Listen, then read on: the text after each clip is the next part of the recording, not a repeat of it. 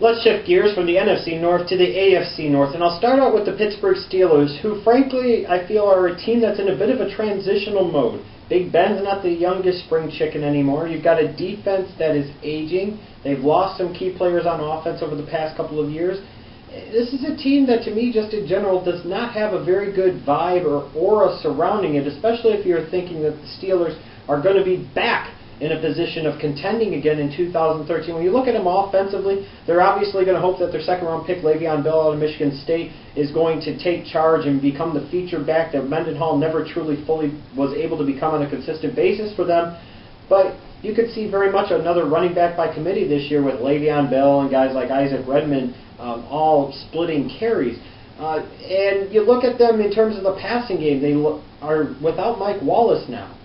You might say, well, they still have Antonio Brown and Emmanuel Sanders. Yes, they have two, okay, nice receivers on the outside. I like Brown and I like Sanders, but Mike Wallace still provided a vertical threat in the passing game, the ability to make explosive big plays that I think Brown and Sanders just do not bring to the offense, and that's something that the Steelers, I think, will struggle with repeatedly in 2013. They also have a young offensive line. It's been a weakness of theirs, this particular pass protection for several years, so they have addressed it in the draft over the past few years, but it's still a young unit. It needs to come together, but, will they protect better for Big Ben will be a big question throughout the course of the year. Where are the big plays going to come from on offense in the passing game without Mike Wallace? Is Le'Veon Bell going to become the bell cow running back that the Steelers usually like to feature, that big between-the-tackles power runner? Defensively, this is where the identity of the Steelers organization has been for the past 40 damn years, going back to the early days of the Steel Curtain in the 70s, frankly. But you look at this defense again, it's not the most loaded with talent. It's got 5 starters, 30 or older. Now, don't get me wrong, the linebacking core is still the strength of this unit beyond question, as it has been for 20 damn years, going back to the days of when Bill Cowher first took over and you had guys like Greg Lloyd and Kevin Green added into the fold. The linebacking core is still strong, still solid, with guys like Timmons and Foote and Worlds. And then you've got Jarvis Jones, your first-round pick, thrown into the mix. But the secondary has 3 starters 30 or older, and they're not that good. Polamalu is a shell of what he once was. Guys like Taylor and Clark.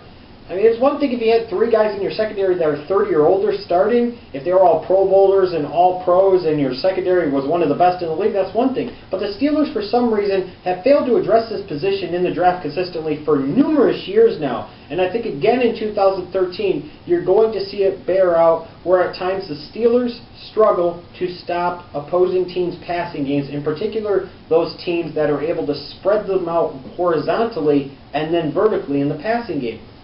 The Steelers last year, part of the reason, you could say injuries, you could say this, you could say that. Part of the reason, though, that they missed the playoffs were their losses to non-playoff teams, such as the Chargers, the Titans, the Raiders, and the Cowboys.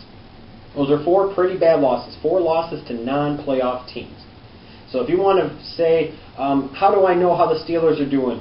I think they have a chance to make the playoffs. How do I know if they're going down the right track? Look at some of their early season games against non-playoff teams. Teams like Tennessee in Week 1, the Jets in Week 6, Oakland in Week 8.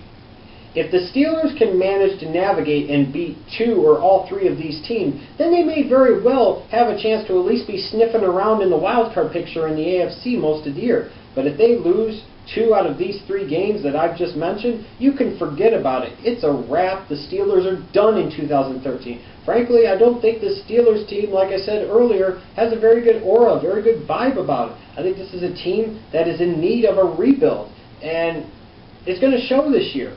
I frankly think the Steelers are going to finish 6-10, maybe 7-9, and bring up the rear in the AFC North. I really do.